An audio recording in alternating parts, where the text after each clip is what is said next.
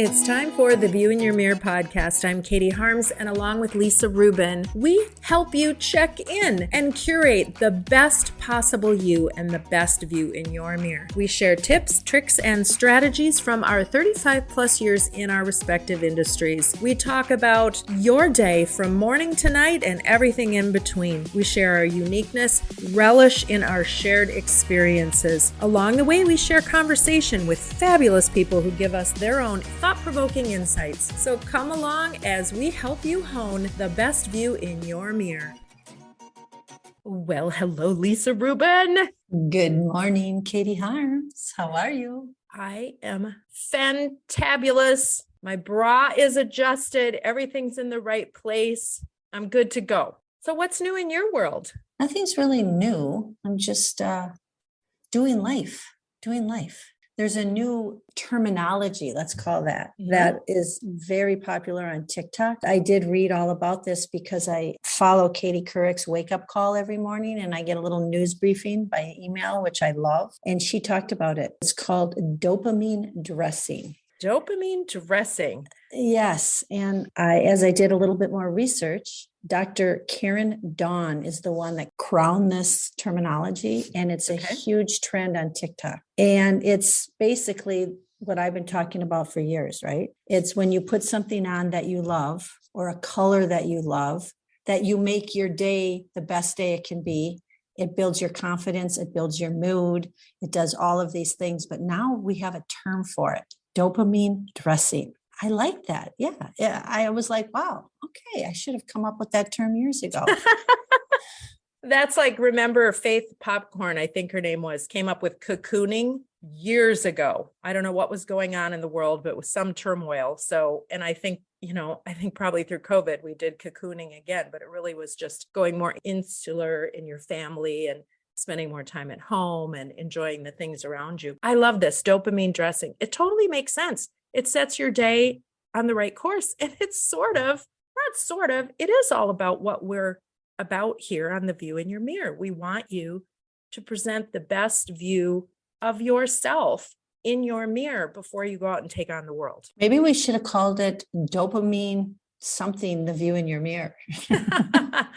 Maybe we can have a tagline, the view in your mirror and the art of dopamine dressing. There you go. Although I think this woman came up with that terminology, but it's just basically wearing the clothes you love will boost your mood. And they're trying to do studies now to see if that really is the case, which after 39 years of doing what I do, I can tell you that it is the case. Right.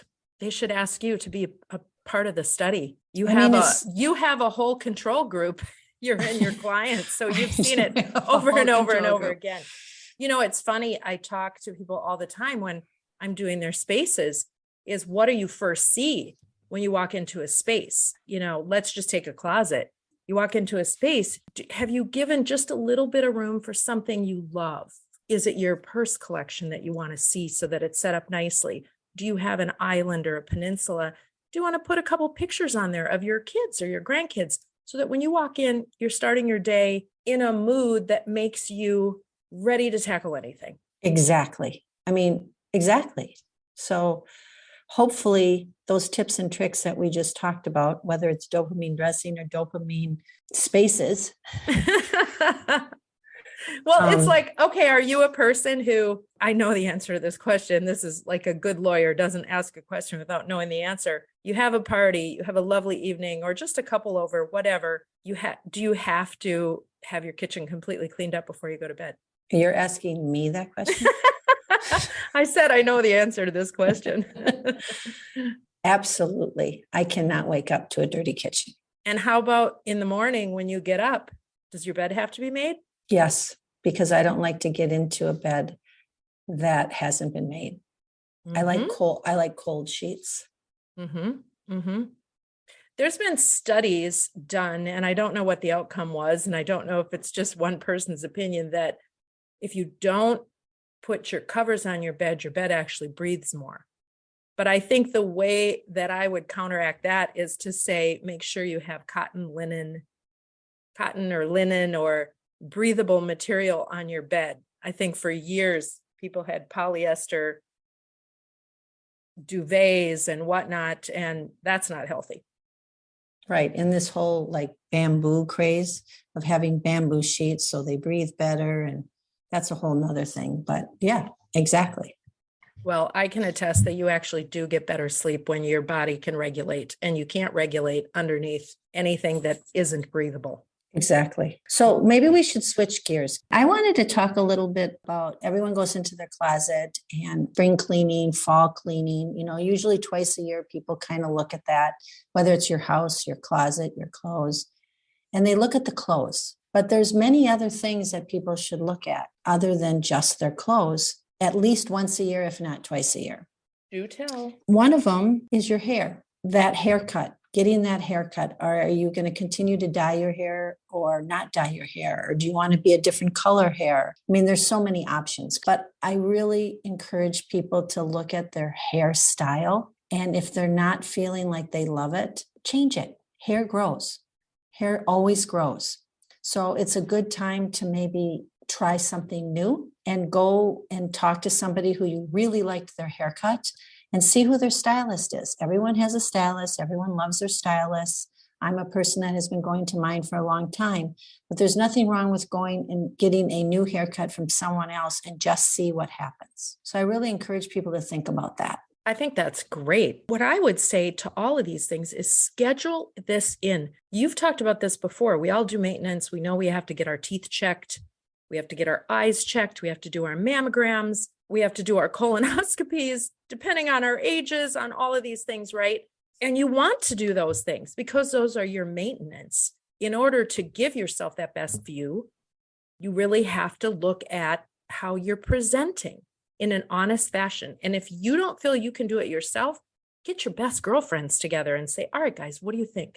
I'm thinking about making this change. There's power in numbers, and sometimes it takes a village to raise an adult woman, right? And that feeling of, oh gosh, turning around in that mirror and really assessing what you need. What does your hair look like from the back? So, right? Put it on your calendar to do a check 2 times a year. And the other thing that goes along with hair is, I know this for a fact, is you need to change up your shampoo and conditioner you're using. Using the same one over and over again is not actually healthy, and change it up. And if you don't know what would be best for your hair, ask a professional. There's so many different products out there, and there's nothing wrong with buying a new bottle of something and trying it.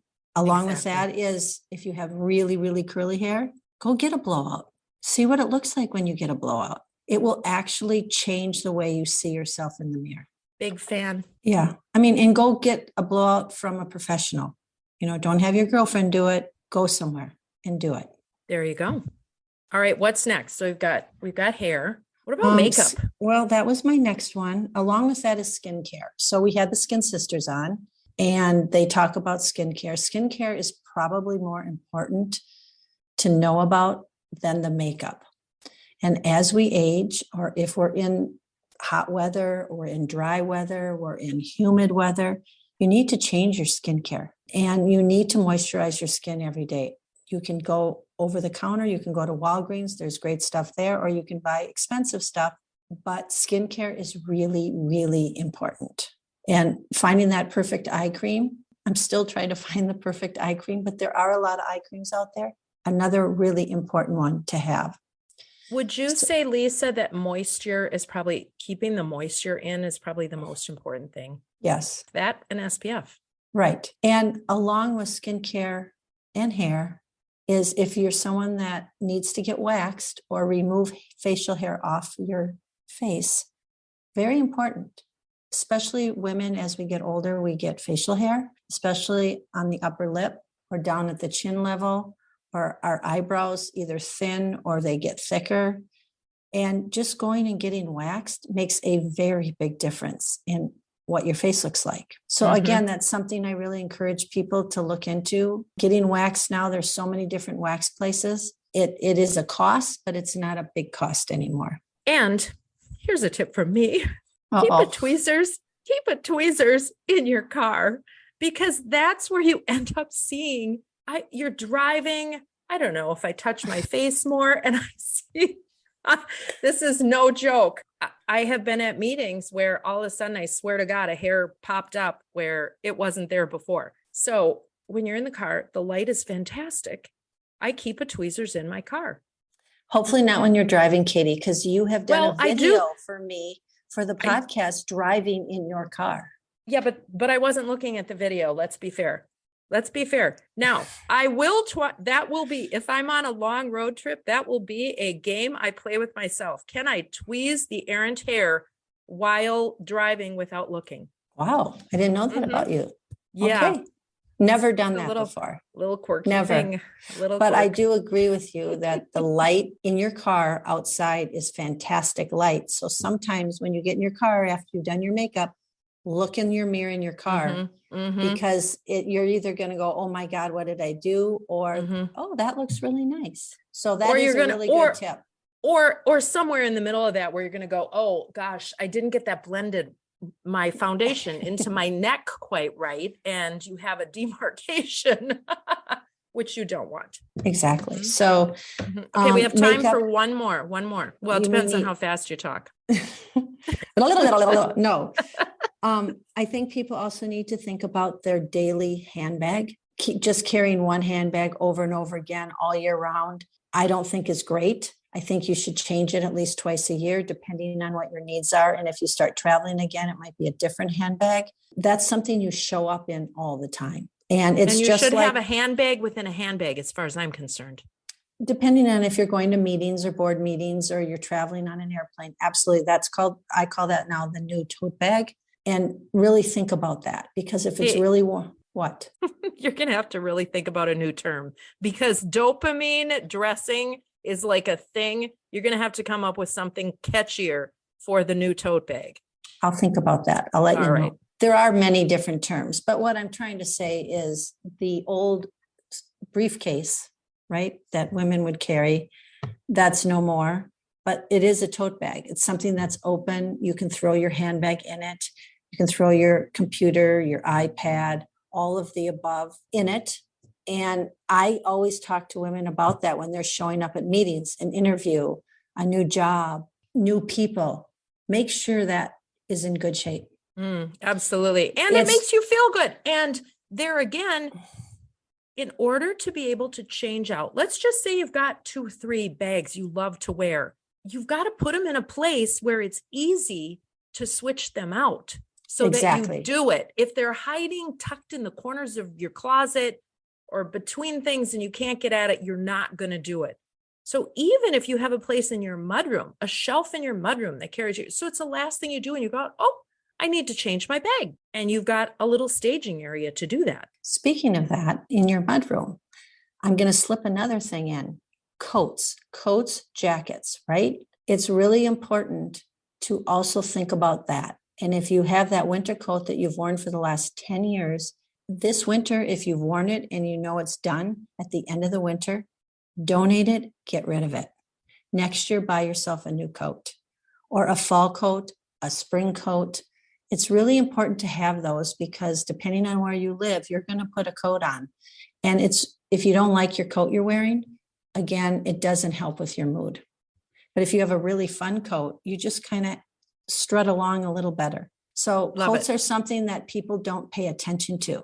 They don't want to buy. They don't want to spend the money on it. Really think about that. Yes. And there are great coat sales all the time. So I would say if you are done with your coat and it's the middle of the winter, go find a new coat and donate your coat now. Well, you can do it online too. You don't have to go to a store. All right. Well, Lisa, you have one more quick one because we have Alexis Curtis joining us. And I have to tell you, she has done more in her 26 years on the face of the earth than I think I've done in my entire career. I'm excited to talk to her. She's been an influencer, a blogger. She started multiple companies. She's young. She's a go-getter. She's up and coming. And wow, this will be a fun conversation. Yeah, I'm excited to talk to her. I just can't believe the depth of who she is. And when she started at age 12. Yes. Okay. One last tip. Got one? It goes back to makeup. And there's 3 categories, right? The foundation, the eyeshadow or things that you do around your eye and your lip color, right? think about those, because as the weather changes, you have to change out your foundation, whether you like a foundation that has lotion or it's a foundation you mix with your current moisturizer. It's really important that you like your foundation. What if you generally don't wear a foundation? I wear a tinted moisturizer sometimes. Sometimes it's just that's in my opinion, it's basically the same. Okay. It's a little bit of color that you put onto your skin so that your skin looks smoothed out. It gives life to it. There's 3 tinted moisturizers, foundations. I know they're different, but they're the same in my opinion. Laura Mercier, Il Maquillage, and Tarte. Those are the 3 I think work really well. Tarte is really just a foundation. Mix it with your moisturizer. Same with Il Maquillage. But Laura Mercier is a tinted moisturizer, and it comes in like 25 colors. That's good to know. Now, I'm going to put in one more plug because I think we are all busy women, and those with families and those that are the sandwich generation, right? Between taking care of their parents, their kids, fitting a career in. Give yourself the gift of a facial, a professional facial. I agree with that. At minimum once every 3 months. Absolutely agree with that. I do it personally. I know you do it personally. I've been doing it for years. And you think, oh God, I don't have the time. I don't want to do this. You lay down, finally you go there, you lay down and you're thinking of 8,000 things you could be doing. But if you embrace it, you wake up. You fall asleep, right? But your skin looks so much better. And I will tell you, I learned this years ago. If you have any event, a wedding, whatever it is, and you're going to have makeup put on or a headshot, get a facial 1 week before you're going to put your makeup on. Your makeup will look so much better. Amen, sister. We have Alexa Curtis joining us. Her newest venture is GrasshoppHer. Lisa, give us a little background on Alexa. So Alexa Curtis is a speaker, podcaster, and social media influencer. Alexa has been impacting the lives of teens and young adults for over a decade. She started her blog as a fashion blog in her teens, which gave her a platform to discuss real issues around social media and growing up. Before we talk to Alexa, we're going to take a quick break and hear from our sponsor, Continental Diamond.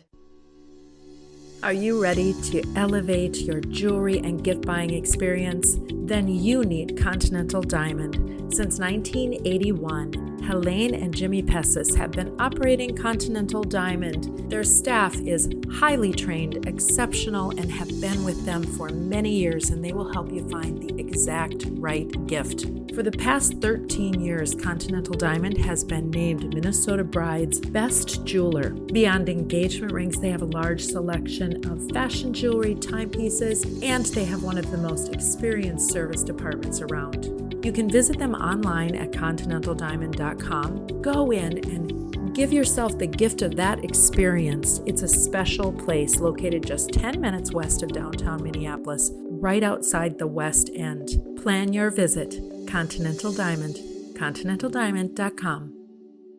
I can't tell you how excited I am to have you on our podcast, because you basically started at the age of 12 and you have been going ever since. And your positivity and everything, that you're like an old soul at age 12. But I know that in talking and reading about what you've done at age 12, it started out as what most people would think is a negative thing, and you turned it into a positive thing. Well, thank you guys so much for having me. And I'm such a big fan of dynamic duo co-founders, podcast hosts. So big fan of what you guys are doing as well. Yeah, well, so I started the blog back in 2011. So I was 12. When I was 7, my father was wrongfully convicted and put in prison in Rhode Island. So I know kind of in the pre-tape, we talked about the nonprofit that I'm a part of, and that's why I choose the Innocence Project. So that was just a great question that you kind of asked a guest. I really enjoyed that. But he got out the year that I started my blog.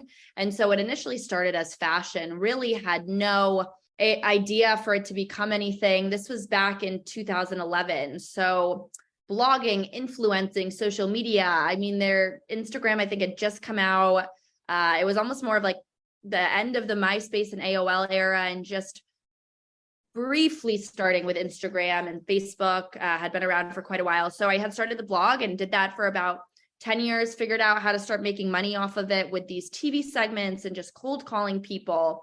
And then I really switched it to be more about being unfiltered and entrepreneurship. And that's what helped me land my show on Radio Disney. So I was living in Boston at the time and left Boston and went to LA and signed a deal with Disney. And so Fearless Every Day was the show. And I went around the country interviewing kids who were doing really remarkable things.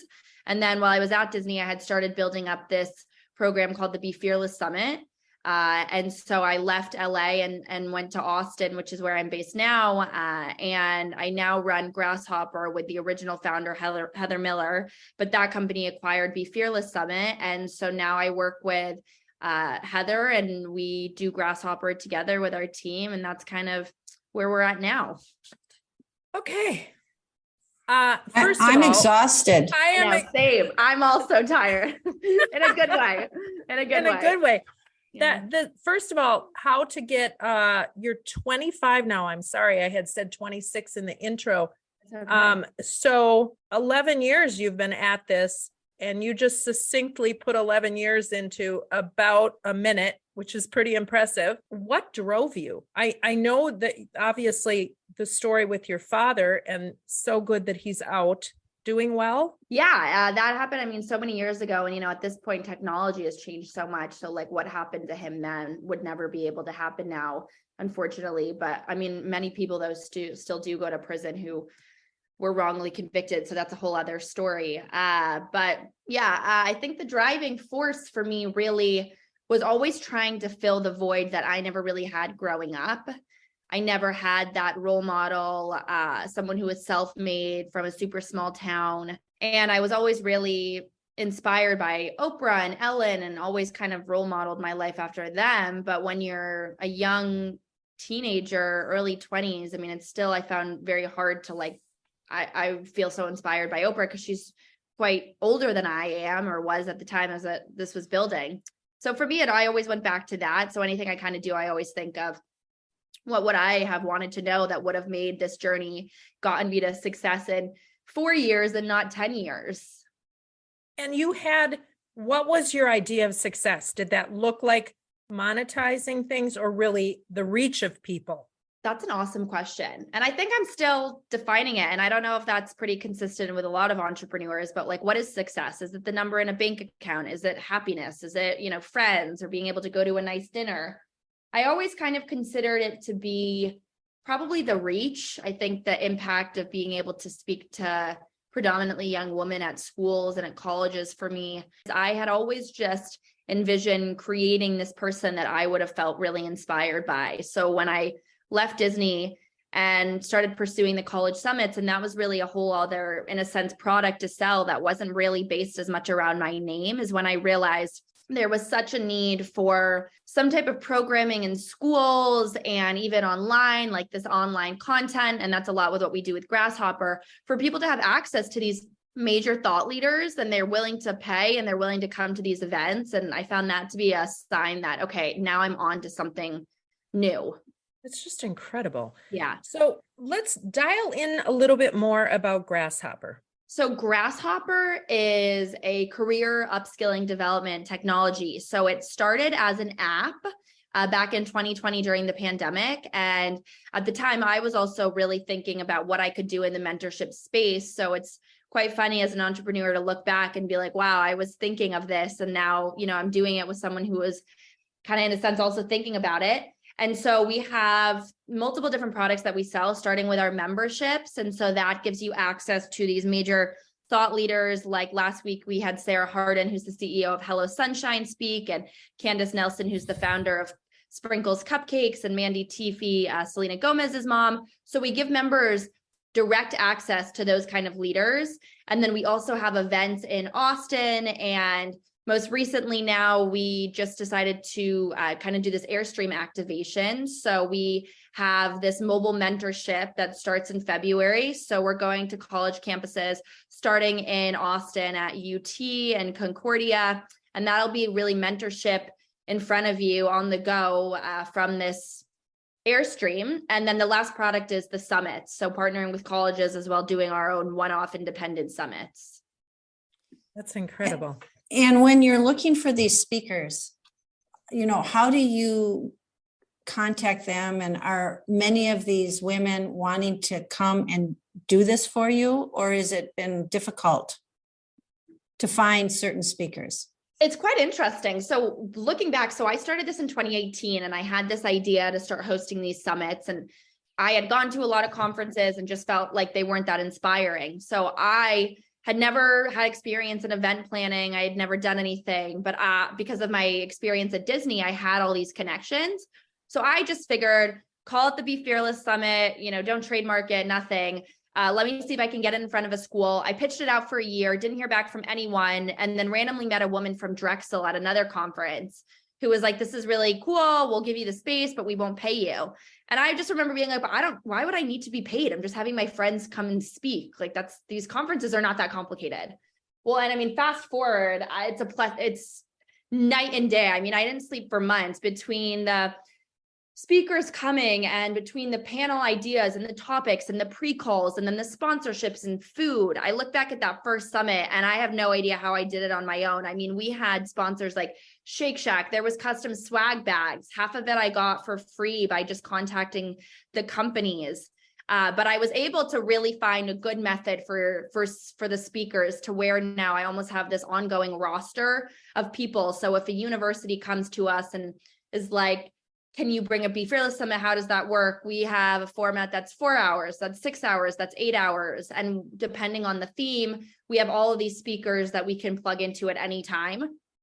And then of course, if I meet someone else who I'm like, oh, this person would be a great speaker, I kind of keep them on file if there's a fit for any opportunity. Well, I'm going to put in a plug for Lisa. I was just thinking that. I know. When we started, I was like, oh, you guys would be great.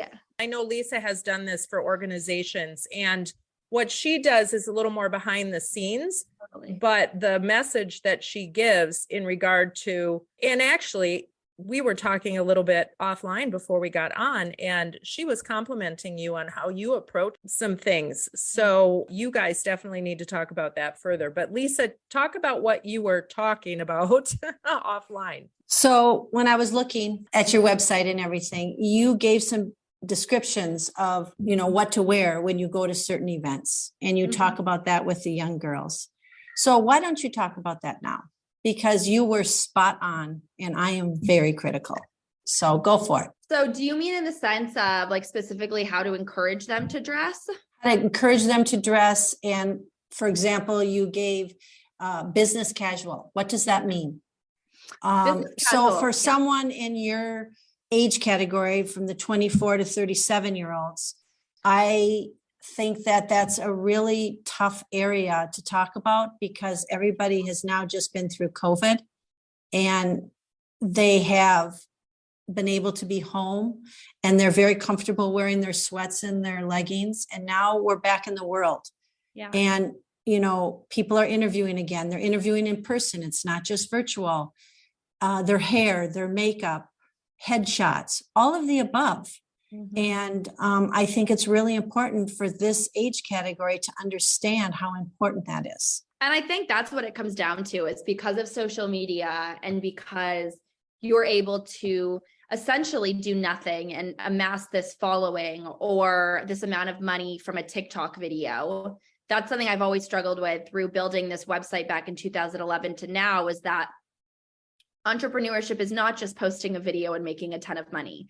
That does not mean you're a brand owner. And I think that's where a lot of these young people get confused, is like, so-and-so's making $1 million posting XYZ online. Like, I can just stay home and that's going to work for me. And it's a really unreliable path to take, because it's also not sustainable in the long term unless you really have an interest in building whatever it is you're thinking of doing from home. So when it comes to dressing, I've learned so much. And I mean, I look back at some of what I've posted to in old blog posts, and it's cool for me to see that, because at that time, was I defining my own business casual? I don't know. I mean, I tried to follow so many trends. And also when I was young and I had no money, it was just kind of a mess. So I really say if every young woman between 20 to 30 can have a good blazer from Zara, get it tailored if you have to. I like a really good leather jacket, a really just solid pair of jeans that fit you. And maybe you need to go into the store and try them on. And also I have as I got older, and I learned this a lot from Disney, from going from being this blogger, and I would work from my apartment wherever I was, and all of a sudden now I'm in these corporate meetings. So I remember at the time I had a manager, and we went to the store, and I put like half of it on a credit card right before the show started filming. And it was just like, we were at like Nordstrom, and she was like, you need a pair of like good slacks, you need a plaid pair of shoes, you need a good high heel. And I've been wearing like whatever I could get for free for years. So now I have all of those items still. And as I've pursued even more like the tech startup kind of fundraising world, having that good pair of jeans, that good jacket, that good pair of slacks, or multiple of them, has just been critical. And a good pair of shoes. Yes. What's your favorite wardrobe piece? What's your lucky? Your do you have a lucky what's piece? what's your power suit? It doesn't have to be a suit. If I could wear anything all day, it would be, I have, and it's quite cold actually here now in Austin, but last year from Banana Republic, they have these cashmere, like they're sweatpants, but you really can wear them in any way. And I got a gray pair and a cream pair, and I'm able to wear them with a really nice heel and a nice blazer and a simple cami underneath, or I can wear them with sneakers. And I really like that because I've heard just over the years, I think people, you're only 24, but you look 35, and that can be really intimidating in business, or just to XYZ. So I try and keep a really good balance between still trying to look my age, but also feeling and like looking a lot more mature, because I take a lot of pride in that, just so that it kind of stays on brand with me. Let's switch gears for a moment. In thinking about all the things you've done and just hearing you speak, you have to be extremely organized. Yeah. What does that look like for you? What are you, a spreadsheet person? Are you like when you get up in the morning, is your closet completely organized? Are you, do you have a routine that you stick to? There's about 20 questions in here, but somehow I know you're going to answer them all. Yeah, I have always been, I don't know where this comes in, and people do ask me that quite often. And I think I just must have been innately like this, because I'm not quite sure why. I mean, my mom was a nurse and my dad was in sales, so I didn't really grow up around any type of real scheduling in that sense. But I remember even when I transferred to online high school, my junior year, because I was doing very poorly in my regular public school, I had on my own, because my mom was working full time, my dad was gone. So it was just me. I mean, I would do like 4 hours of school to finish that. And then I would like do the blog, and then I would have my working out, whatever I was doing at that time. And so now it's quite similar when I'm home. I mean, I'm pretty boring, quite frankly. Wake up at the same time, go to the gym at the same time, like go to bed the night before at the same time. It's like I wake up, meditate for 20 minutes. I've been trying to read 2 chapters every day of a new book, work out for an hour. Then I go on my email. Then I either go into, I have a WeWork office, and sit there till like 4 or 5, then come home and like eat dinner. And it's very constant, and it very much works for me, because I find if I'm traveling a lot, it gives me just serious anxiety. I'm not one of those people that really enjoys being out of a routine, because it's just hard when you work for yourself and you feel like, am I doing enough? So I definitely do the best like at home, just with my day-to-day, go with the flow. Are you an introvert or an extrovert? I would certainly say an extrovert. I would say probably if I had my choice, I think I would be more of an introvert. But I find that when I'm put in social settings, I'm very confident. Even if I don't feel confident, I almost sometimes find the confidence helps me feel, I don't want to say it's like an alter ego, but like I can get on TV or speak to 1,000 people, but it would probably give me anxiety to talk to 2 or 3 people like on their own. So sometimes I feel like a little bit of that like alter ego personality businesswoman helps me maintain smaller groups and more intimate settings. I'm exactly like that, Katie. I always say to Katie, I have no problem getting in front of 500 to 1,000 people and talk about what I know. But when I'm just 2 or 3 people, or the podcast, which I love doing, but I'm still not super comfortable with it. Right. Exactly. I understand that. Exactly. I get that. Well, to me, that feels more introverted though. How do you recharge? I guess that's the real question. Is the recharging when you're at home and you're in your quiet times, or is the recharging when you're out in those large groups? That's something that I have found quite interesting, because I think it really is being alone. I really thrive on being alone. I'm not someone, I have friends who always need to be doing something and out with people. I really don't enjoy that. I very much enjoy being alone. So I think if I do something, I just then will like if there's a big conference or something, you can probably find me like at the hotel bar or the lounge or whatever, just like alone, reading a book, having a cocktail. I can't keep going because I can get too deep almost into the like going. And then I find like, I don't know, I have like weird times where like my hand starts spazzing out or like weird things. And I find like, okay, that's when I need to chill out a bit, because it's hard to find that balance, especially because it's so thrilling and there's so much adrenaline sometimes in those scenarios. Yeah, your body speaks to you and says, exactly. I have a thought. I have a thought here. What I find. Your intestinal fortitude is something that keeps coming up in all of this. You have just such a strong intestinal fortitude. Yeah. And then that creative mind, you like to create things. Yeah, exactly. And I think the creative side of it definitely keeps you going. But I also find, for me, I don't find creativity like creating a TikTok or posting on Instagram. I'm not someone who thrives off of that. I really find it by speaking to people, by reading, by, actively hosting something or some type of event. That's where I find myself to be very creative. I'm not a typical influencer in the sense of the Instagram. I quite frankly don't really enjoy it. It's just like part of the job. That makes sense. And that's why your career is going to continue to succeed, because you don't look at the trends and think that that's how you can make money. You see the bigger picture. It's just like when I do a wardrobe for a woman, no matter what age she is, I always tell people, if you're going to wear an outfit, pick one trend that you want to wear, right? Exactly. Don't buy a whole wardrobe full of trend, because you're going to continue to replace it. Trends change. They repeat themselves, but they change. For sure. And so I think that attitude you have and the way you do your business, you will continue to succeed. And I can't wait to see what you do next. So thank you. I hope so. I want to talk more about what you're going to do next. And I also want to talk about fearless, because I think that's something that your tagline, every woman can be fearless. Yeah. And I want to talk more about that, because I believe as women, and maybe this is all humans, there are times in our life where we're like the duck, and above water, we look just perfectly calm and everything's going great. And underneath, we're just swimming hard, right? Let's take a quick break and hear from our sponsor. We'll be right back.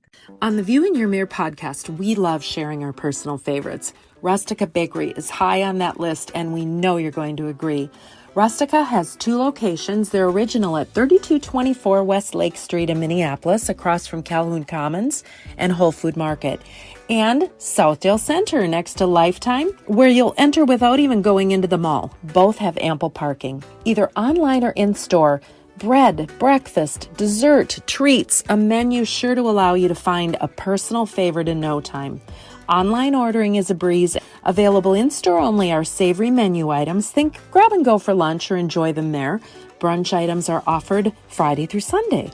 RusticaBakery.com. Find the food and drink you adore, or try something new. Rustica Bakery puts the love shown by their customers back into every item baked. At Rustica, you're among favorites. And we're back. We've talked about intestinal fortitude, which you have an abundance of and could teach a class on. Your tagline, every woman can be fearless, but we know, right, through our lives, I think as people, you talk about it in one of your blogs, imposter syndrome, where everything's going great on the surface, but underneath you're really feeling turmoil. Totally. Talk about that as you've built your career. Imposter syndrome. It's hard to speak to anyone's specific story, but I would assume perhaps as well that you also have even struggled with this. Anyone successful, I find, has really struggled with imposter syndrome and figuring out that next step. And the issue, quite frankly, with imposter syndrome is that a lot of the time you're struggling to figure out if your success is worth it to you, or that you're worth it because of the fact that you have been able to build something on your own. And I've always struggled with it. And I remember even when I got the Radio Disney show, I really struggled with it too. Am I worth being here? And what it comes down to is how confident you feel in yourself, because even you might get some big yes or some new element of success and this whole other set of problem comes, right? Like, okay, now you thought this is it, like I'm done, I did the successful thing and now I can kind of chill out. But it's almost like now that you're getting more of a taste of what that success feels like, there's even more insecurity that comes with it. So I find really turning off website, online, all of that when I have those moments. Therapy also, I'm a big advocate for, and really having a support group around you that you can really lean into in those moments. I mean, I'll call my mom, whatnot, just to kind of remember that this is just one moment. It's not that big of a deal, even if it feels like a big deal, and it'll pass or it'll keep going. It also helps you grow. I mean, sometimes those moments make you grow maybe a little quicker than you planned, or because of those moments, you think differently about other situations. Exactly. And that's a really big milestone for anyone, is that if they are able to just slowly start to work on themselves in the smallest ways, right, every day, you're really able to go through those motions of the insecurity and the anxiety and just get a little bit stronger every time. And being okay in the fear. Yes. Fear is what drives me. It's what honestly really, I think, keeps me going a lot of the time. So yeah, how can people lean into that more?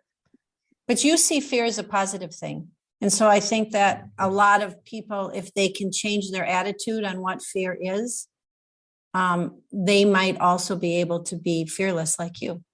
Yeah, I do find it a positive thing, because otherwise, what else do you really have if you're going through the motions of day-to-day life and it's all just really the same? I mean, how are you growing? How are you changing? And I think a lot of people also, though, don't necessarily have that ambition in them to do that, and that's fine. But if you're someone who's constantly like, I want to do something, you're not making any changes to doing it, well, then the world just is going to keep going. No one's going to tell you to do something. So you really have to make your own decisions there. That's true. That is such a good point. So I'm going to figure out how best to ask this. As 60-year-old women, I came up in an environment. I worked in the construction industry for a lot of years. Not a lot of women in the industry, but in other industries, women were competing for a very small slice of something, and there wasn't always nicety amongst women. I think that's changed. I sure hope that's changed. We are all about bringing all of us up so that we can all get better. We can all succeed. What are you finding now in your demographic and in your companies? With kind of uplifting women? With uplifting women. Well, I think it's definitely gotten better. I will say that when I was living in New York and LA, it was very cutthroat. There wasn't enough room for everyone to get to a certain part in their career. And I think that is a really positive about social media. Social media has really enabled people to show off their skills and their hobbies in unique ways and not feel like they're competing with everyone, because everyone has room, right? Online, it's an endless bubble. And I think through a lot of our events we've had since launching our Austin chapter in September, we've really realized there is such a need for that in-person connection and communication. What I think sets Grasshopper apart is it's giving a really elevated experience to our members for a very affordable cost in comparison to a lot of these other membership communities that are very expensive. And we're doing that in a very curated way. So it's quite cool when people write in like, oh, I'm getting coffee with this member today, or like I've been hanging out with this one, because again, that's something that my co-founder and I really struggled with through being at these corporate companies, is there's really no community. So we definitely find that there is a need to be in person and have that connection. And it's just, what's the best way to do that? Yeah, that's fantastic. Do you think COVID has actually helped to build a stronger online community? I think COVID has helped in a lot of ways. Obviously, it's a very disturbing thing that we all went through, but I have found that I not only think it gave people a lot of purpose and understanding of perhaps how limited time can be, but I also do think it made people certainly think outside the box. How can they make money at home? What can I use the internet for? Because I hate my job. And it really goes back to that. Those people who they hate what they're doing, they're unhappy in their life, they're very bored. How can companies and brands create new resources to give to those people so that no one should be bored, no one should be unhappy? And it might be the simplest change or product that can truly impact you in that way. So as a business owner, that's really that question that you go over and over is, what is the need that you're trying to fix? And how can you give it to people even more so now from the comfort of their own home? Because people realize they don't need to be going into an office to make a lot of money, but they still want that community. That's so true. Yeah. So in your community that you have, do you do a lot with women that are first-time moms, or I want to get back into the workforce, or how do you approach that? So with our membership, we have a lot of moms actually in it. I wouldn't say that they came to us like looking for that community of moms. I think that it was almost, they're more entrepreneurial based. So a lot of our moms have full-time jobs, but they also have some type of side hustle or career on the side. And we only launched in September. So the members that we have, I would say maybe like 40% of them are moms, but we are nowhere in comparison to, I don't know if you guys know what Hey Mama is. Hey Mama is a very like the biggest membership community group out there for moms. We are not the Hey Mama. We're almost like that next step for you to figure out, okay, you're either about to have a baby or you've already had a baby and now you want to either pivot in your career or figure out almost resources and community of women to help uplift you and motivate you, or help you find another career. So that's where you'd really come to a Grasshopper. Okay. And you have message boards, right? You were talking a little bit about that when we were offline, where people can ask questions or talk about that, because I think that's fascinating and probably drives you to making some decisions for what's next. Yeah. One of the benefits of Grasshopper is you not only have all the content and whatnot on the website and social media is free, but those internal events, the internal discussions that you have through Slack. I mean, that's where our members really go and communicate. So we encourage them. There's different tabs on Slack, which is an app, and it's also a plugin you can download on your computer. There's like a co-working one. There's a, what do you need? We always ask at the beginning of every event, like, what's your ask? What is it that you are looking for? So we always have that listed. And then, I mean, even today I was trying to figure out where these women and members are getting their main resource and news sources. So I posted that in there. So we're very much trying to facilitate that conversation between feeling uncomfortable or like you can't ask for help. And we're here to tell you, like, use us to be the vehicle for you to do it in a very easy, unfiltered and authentic way. That's incredible. Yeah. Is no in your vocabulary, Alexa? Yes, I think if I were to say it's not, that would really that's where people go and they have the hustle. And so, yes, I'm a big advocate of the word no. And I've leaned into that a lot more as I've gotten older, because there's just some things that I've done a lot of, or on a personal level and also a business level, I'm way more strategic. I think about the speaking things. I mean, I was speaking for years for free, and I mean, I really love it, but it was also got to a point where I was like, okay, if I'm not selling a product, the speaking stuff, it gets a bit much, because as inspiring it is to students, if you're not getting paid and they're not at that point, able to buy something from you, I can share my story and have in so many other ways. So I hope that I've taken a bit of a step back from that the new generation of influencers and stuff can be the ones, going to the colleges and constantly speaking and stuff for free. Because that's what I did for years, and it was awesome. And it really helped me grow a platform. Well, and it got you out there seeing what was needed, really, what was needed. Exactly. Do you feel? Oh, go ahead. Do you feel fulfilled? Certainly. Now, yeah, I don't know, honestly, if you had asked me a year ago if I would have been able to say yes. And that's something that I really struggle with. But now, yeah. And I think on a really personal level is where I realized that if you let your personal life suffer and you think that work will make you fully happy, that is when things just go wrong. And that's when things in my life have always gone wrong. So now I think I take days a little bit slower than I did in my teens and 20s, just on that go. And the slowing down, it makes you feel a lot more fulfilled. That's a good lesson to learn Yep. at 25. Exactly. Yeah, because we're in our 60s and we still learn that lesson.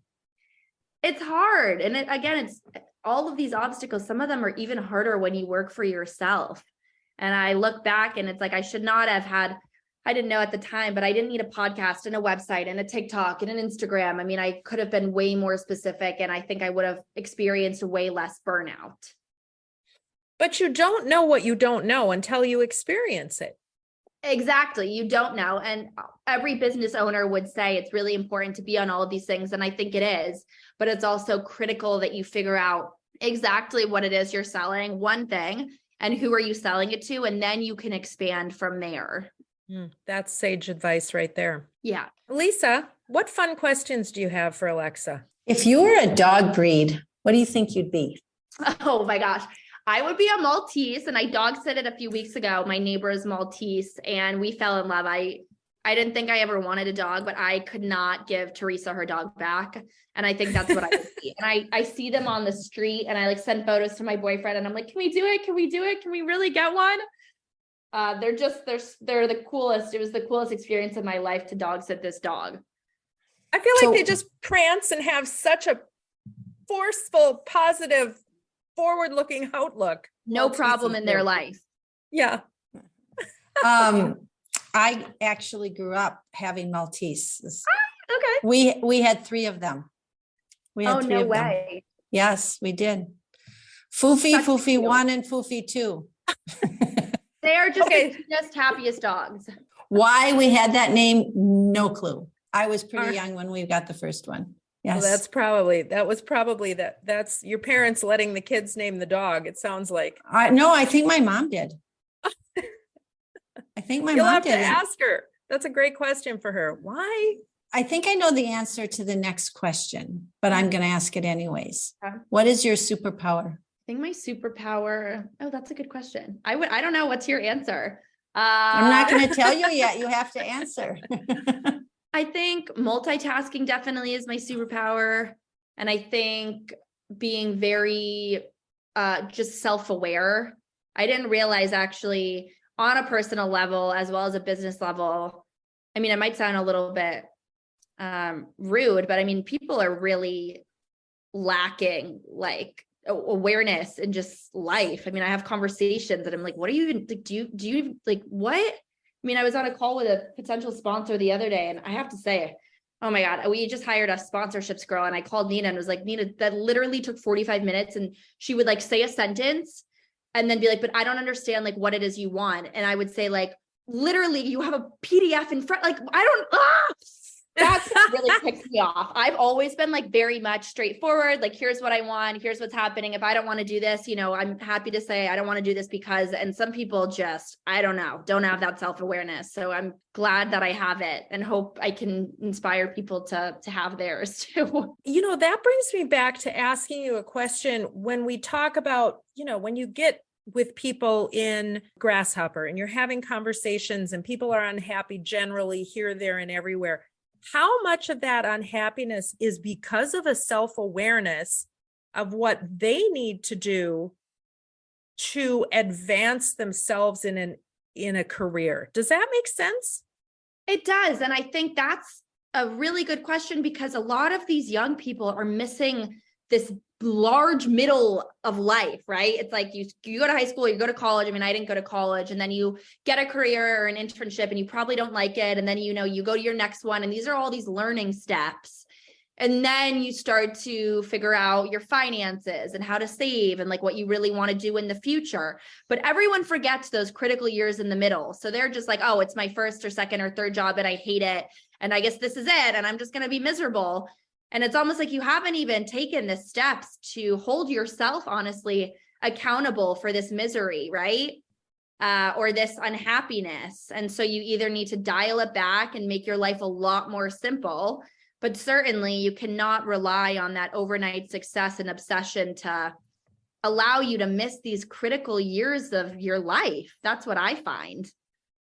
And maybe asking for the help. That goes back to asking for the help or some guidance, or looking at the self-work, which sounds like, again, turning to GrasshoppHer, you have that opportunity to work on yourself in some group think, for lack of a better term. And also telling people and making it so much more okay to not be okay, right? I think a lot of people really get frustrated when they haven't yet figured it out. And it's so okay to not have it figured out. It's so okay. I'm feeling better. I'm feeling so much better, because I can tell you at 63, I still don't have it all figured out. Totally. A lot of people just, quite frankly, don't. And it's a process every day to do it. But again, I think that if you continue to learn and you keep trying to figure things out, and just when you figure one thing out, then you got to learn about something else, right? Exactly. So you have to keep doing that, because that's what keeps you young and healthy and happy. I mean, that's, to me, the process of life, right? Because people who get complacent and don't want to do that, they age pretty quickly. So quickly. And again, they miss out on those parts of life that are really critical to figuring out exactly what you want to do. If you're too fast to give up, then it just doesn't work. That is exactly right. And therein lies the key. I don't have it all figured out, but the process of trying to do it on a daily basis is pretty dang awesome. Yeah. And it keeps me young, and it keeps me interested, and it keeps me open. Totally. That's it. You know, my grandmother told me years ago, and she lived to be 94, but she always had very young friends. Always. No matter how old she got, she made younger friends. And she always told me, she said, Lisa, make sure you always have young friends. The older you get, make younger friends, because you will learn from them every day. Yeah. And that's what keeps me young in my mind, even at 94. I mean, even the day she passed away, mentally, she was not a 94-year-old woman. No. And that has stuck with me. That has resonated with me for years, because I was pretty young when she told me that. Yeah. And I think that is also very good advice to give people. Totally. So, and that's why we wanted to have you on the podcast, right? I know. And I'm not even that young. God. Oh my goodness. You know what? You're a lot younger than us. It's where you're at. It's all relative. That's right. It is absolutely all relative. Well, we're going to take a quick break, and we're going to come back and talk about the Innocence Project. And then we're going to find out how people get a hold of you, get a hold of GrasshoppHer. Hang with us. A little insight on working with Renee and her team at Renee Keller Interior Design. We have put together a team and a process that has been honed over 13 years to create beautiful homes with intentional beauty. We're storytellers through somebody's home. Our job is to take all the information from what a client wants in their home and bring it to life throughout their house. When you walk through their house, it should feel like them. It should have a kindred spirit about them. It should reflect their life, not ours. And so when we are designing, we are personally designing it for each and every client. To explore working with Renee Keller Interior Design, go to reneekeller.com.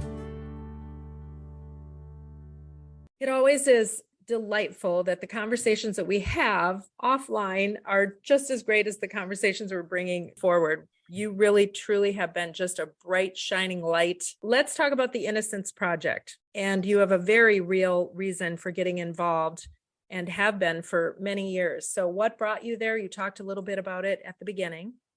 Yep. And tell us about the Innocence Project itself.